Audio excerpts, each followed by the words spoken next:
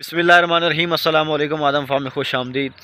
पिछली वीडियो में जैसा कि आपने देखा था कि मैंने आपको मक्की की बिजाई के हवाले से जो मालूमात दी थी प्लांट के साथ, उसकी जो खाले वगैरह निकाली, उसके बाद अल्हम्दुलिल्लाह इसमें बिजाई वगैरह इसकी कर दी है। तो मैं आपको मुझे कुछ चंद लोगों ने मैसेज किए कि आप पंजाबी में भी व्लॉग बनाया करें। तो मेरे भाई, मेरी ना तो उर्दू अच्छी है ना मेरी पंजाबी अच्छी है, लेकिन मैं कोशिश करूँगा कि मिक्स करूँगा इसको।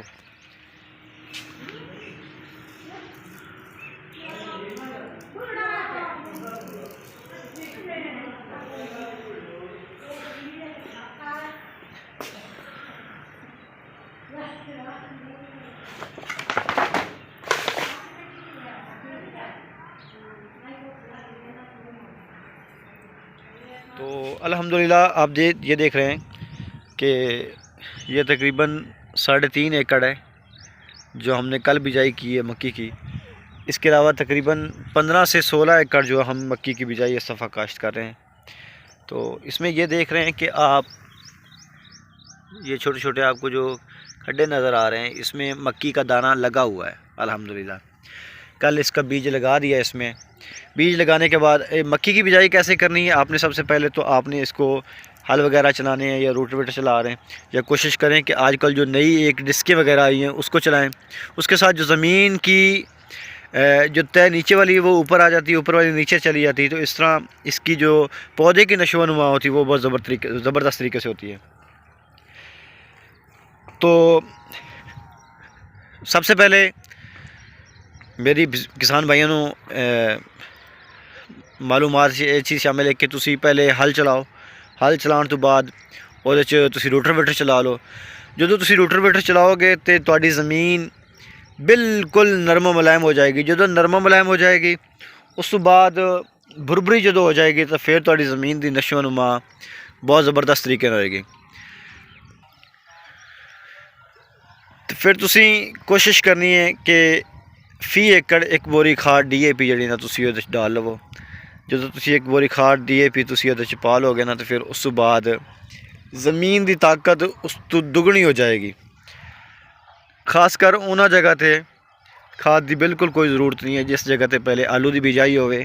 आलू की बिजाई तो बाद तुसी अगर मक्की की बिजाई करोगे तो तुहानू खाद की ज़रूरत भी कोई नहीं है। अगर तुसी पा लो तो वैलन गोडे ना पाओ तो फिर भी कोई मसला नहीं है। अल्हम्दुलिल्लाह असी आलू की बिजाई ये पहले आलू बीजे हुए सी। आलू की कटाई तो बाद फिर भी एक बोरी फी एकड़ जी एक एकड़ जड़ना वो DAP खाद डाली उन्होंने। तो फिर नालियाँ जड़ियाँ ने मैं तुहानू बारे दसवां कि नालियाँ इन्हां चों मोटियां इस्तेमाल कीतियां गई ने, मोटियां खालां वगैरह निकालियां गई ने। उसकी वजह की है कि जिथे सब्ज़ी बीजी हुई होंदी है उत्थे छोटे प्लांटर में अगर खालियाँ निकालोगे तो तुहाडी खाली डिग जाएगी। जो खाली डिगनी शुरू हो जाएगी, जब गिरनी शुरू हो जाएगी तो आपका जो बीज है वो नहीं लगेगा। जब आप पानी लगाएंगे तो वो आपकी जो खालें हैं ना वो गिर जाएंगी। तो तुसी कोशिश करनी है अगर सब्ज़ी बीजी है या थोड़ी ज़मीन भुरभुरी है तो तुसी खालियाँ वड्डियां बना लो। अगर थोड़ी ज़मीन अच्छी है ठीक है तो फिर तुसी खाला छोटियाँ बना लो। इस तरह असी खाला वड्डियां बनाई ने मजबूरी है, क्योंकि पहले छोटियाँ खाला बनाई तो दिख गई है। लेकिन आप कोशिश करें कि जैसे आपको अच्छा लगता है आप वैसे ही करें। तो उस तो बाद तुसी ये मक्की का अच्छा बीज इस्तेमाल करो, अच्छी कंपनी का, क्योंकि आजकल एक फ्रॉड बड़ा एक ज़बरदस्त चल रहा है और बड़े अरूज ते जा रहे हैं। हर काम च 2 नंबरी फ्रॉड, हर काम च 2 नंबरी फ्रॉड। तो तुसी कोशिश करो कि फ्रॉड तो बचो, तो जेड़ी कंपनियां अच्छियां ने उन्होंने तो बीज लवो, इस्तेमाल करो, तो बिजाई करो। इंशाअल्लाह अल्लाह ताला तुहाडी रिज़्क च बरकत पावेगा, तुहाडी फसल बेहतरीन तरीके नाल होएगी।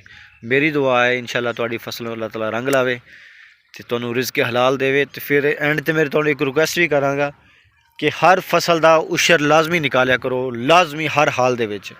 अगर तुसी उशर नहीं निकालोगे तो मेरा ख्याल है कि तुहाडी फसल का भी कोई फ़ायदा नहीं और प्रॉफिट का भी कोई फ़ायदा नहीं है।